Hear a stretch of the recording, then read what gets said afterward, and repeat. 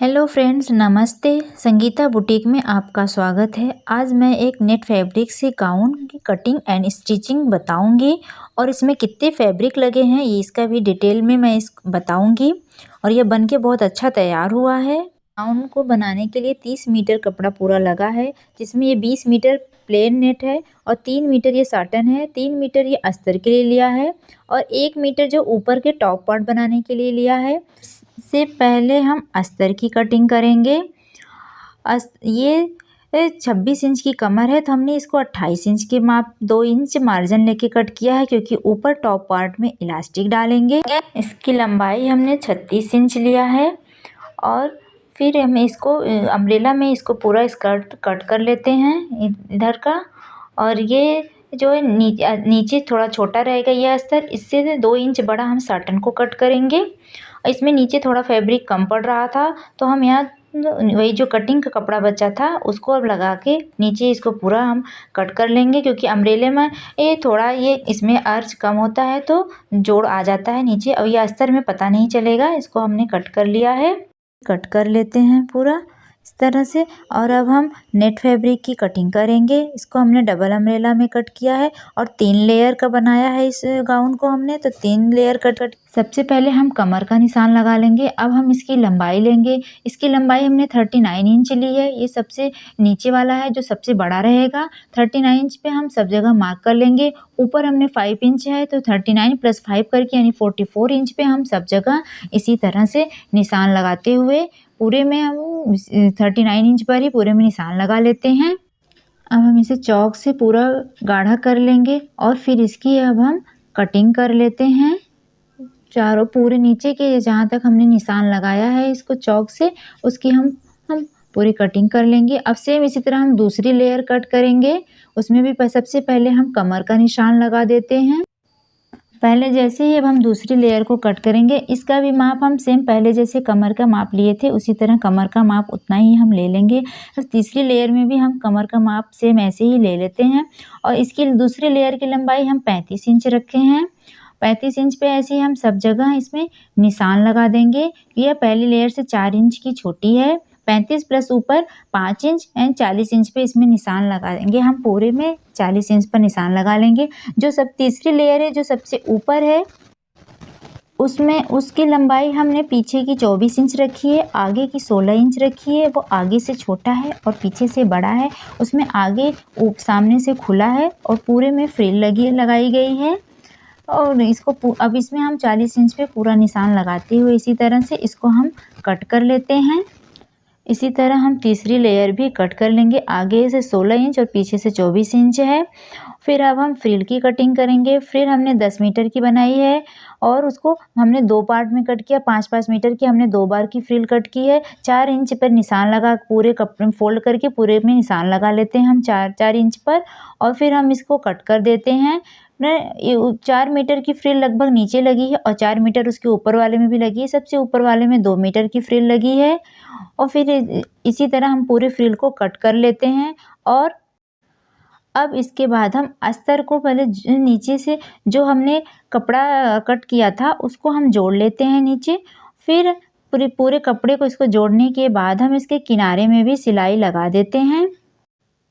नीचे से इसको जोड़ने के बाद पूरा नीचे जुड़ जाने के बाद हम इसके साइड में भी सिलाई लगा लेते हैं। इस तरह से साइड में सिलाई लगाकर हम इसको जोड़ लेते हैं पूरे को।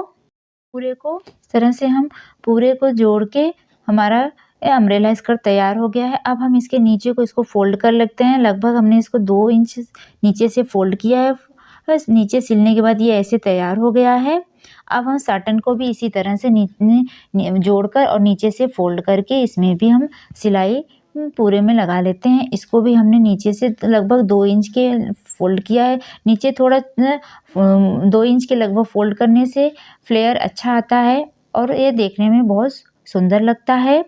पूरा अब हमारा ये नीचे से हो गया है और ये भी इस अम्ब्रेला स्कर्ट तैयार हो गया है। अब हम नेट को भी जोड़ लेते हैं। सबसे पहले हम किनारे में इसमें सिलाई लगा लेते हैं तीनों में। अब हम इसको सबसे पहले हम अस्तर को साटन के अंदर डालेंगे और इस तरह से हम साटन और अस्तर को एक में करने के बाद हम सबसे बड़ी वाली लेयर को इसके ऊपर से डालकर मिलाएंगे। फिर उसके बाद उससे जो छोटी लेयर है उसको डालेंगे। फिर इसके बाद सबसे छोटी लेयर को डाल के ये हमारा स्कर्ट तैयार हो गया। अब हम फ्रिल बनाएंगे। फ्रिल बनाने के लिए सबसे पहले हम जो 4-4 इंच के कपड़ों की कटिंग किए थे उन सबको एक दूसरे में जोड़ लेते हैं। उसके बाद हम फ्रिल बनाना शुरू करेंगे। फ्रिल हम ऐसे पेन की हेल्प से बना सकते हैं और छोटी-छोटी सी इसमें ऐसे प्लेटें डालते जाएंगे। एकदम छोटी-छोटी सी प्लेटें रहेंगी ये और बहुत सुंदर लगती हैं ये। आप देख सकते हैं ये कितनी अच्छी लग रही हैं। ऐसे पूरे 5 मीटर कपड़े की हम फ्रिल बना के तैयार कर लेते हैं पूरे फ्रिल को। देखिए फ्रेंड्स, अब हमारी फ्रिल बनके तैयार हो गई है। अब इसे हम इसको अटैच करेंगे। पहली, दूसरी, तीसरी जो तीनों हमने अम्ब्रेला स्कर्ट बनाई है उन तीनों में हम इसको अब जोड़ देंगे और जोड़ने के बाद हमारा स्कर्ट तैयार हो गया है जो कुछ इस तरह दिखाई दे रहा है। अब हम टॉप पार्ट की कटिंग करेंगे। हमने सबसे ऊपर मेन फैब्रिक रखा है जो हमने 1 मीटर लिया है। लगभग इसमें पौना मीटर ये लगा है। इसकी चौड़ाई हमने 34 इंच रखी है, लंबाई हमने 14 इंच रखी है और फिर उसके नीचे हमने साटन रखा है। सबसे नीचे हमने अस्तर को रखा है। तीनों को जोड़ के हम पिन लगा कर जोड़ लेते हैं। इसमें हम इलास्टिक डालेंगे। यह इलास्टिक का ऐसे ही ये पूरी इस तरह की इलास्टिक आती है। इसको हम बॉबिन केस में जैसे धागे को भरते हैं, इसको हम हाथ से पूरी बॉबिन को भर लेंगे। फिर इसको हम बॉबिन केस में लगा देते हैं और नीचे जैसे धागे को भर कर हम लगाते हैं उसी तरह से हम इसको नीचे लगा देते हैं। इस तरह से हम पूरे में सिलाई लगा लेते हैं। पूरे सिलाई ऐसे लगाते समय देखिए इसमें ऐसी चुन्नटें पड़ती जाएंगी क्योंकि इसमें नीचे से इलास्टिक है। पूरे ऐसे हम सामने और पीछे दोनों के टॉप पार्ट में हम ऐसी सिलाई लगा लेते हैं और दोनों टॉप पार्ट को हम तैयार कर लेंगे। फिर इसके बाद जो है हम इन दोनों को जोड़ देंगे। जोड़ने के बाद हम ये इसकी लंबाई आगे की जो है वो 10 इंच है और पीछे की जो है 8 इंच हमने लिया है। फिर हम इसको 3 इंच आगे का शोल्डर फ्रेंड्स हमने इसकी टॉप पार्ट की आगे की लंबाई 10 इंच ली है और पीछे की 8 इंच ली है। हमने आगे का आर्म होल 3 इंच का लिया है और पीछे का 2 इंच का, जैसे ट्यूबलेस ब्लाउज बनाते हैं उसी तरह से। फिर हम इस ऊपर का शोल्डर बनाने के लिए हमने इसमें ये 20 इंच चौड़ाई का और 11 इंच लंबाई का एक कपड़ा, नेट का कपड़ा लेकर फिर उसको हमने बीच से सिलाई कर दिया है। सिलाई करने की इस तरह से जैसे आप देख रहे हैं, सिलाई करके हम उसको सीधा कर लेंगे। सीधा करके हम सिलाई की पार्ट को नीचे कर देंगे। फिर इसमें हम चुन्नटें दोनों तरफ हम इसमें चुन्नटें डालेंगे और ये चुन्नटें 3.5 इंच की लगभग होनी चाहिए दोनों तरफ की। चुन्नटें डालने के बाद हम इसको अब ऊपर वाले आगे और पीछे वाले पार्ट से हम इसको अटैच करेंगे और अटैच करने के बाद देखिए ये कुछ इस तरह से दिखेगा जैसे आपको दिखाई दे रहा होगा। फ्रेंड्स, अब आपको समझ में आ गया हो गया कि यह कैसे बनाया है और इसी तरह हम दूसरे तरफ भी इसको लगा देंगे और लगाने के बाद देखिए यह कितना अच्छा लग रहा है। पूरी तरह से तैयार हो गया है। इसके आगे हमने ये 11 इंच का कपड़ा लिया था, इसकी लंबाई थी, बचा ये 10 इंच। आगे की तरफ ये 4 इंच है और पीछे की तरफ ये 6 इंच गया क्योंकि पीछे का टॉप पार्ट छोटा है। और हमने इसको 3.5 इंच का जो ये चुन्नटें डाली थी इसको हमने 3.5 इंच का निशान लगा के उसको जोड़ लिया है और इसका आगे का देखिए ये 4 इंच के लगभग है और इसकी लंबाई ये टॉप पार्ट 14 इंच का तैयार हुआ है। हमने उसमें जब ये तीनों इलास्टिक डालने के लिए जो तीनों फैब्रिक लिया था तब भी 14 इंच लिया था क्योंकि इलास्टिक डालने के बाद फैब्रिक ऊपर नीचे हो जाता है और थोड़ा छोटा हो जाता है, इसीलिए हमने 14 इंच का लिया था। जो ये तैयार होने पे 10 इंच का हुआ था। फिर हमने इसको कट करके पीछे का 8 इंच कर दिया और आगे का 10 इंच कर दिया था।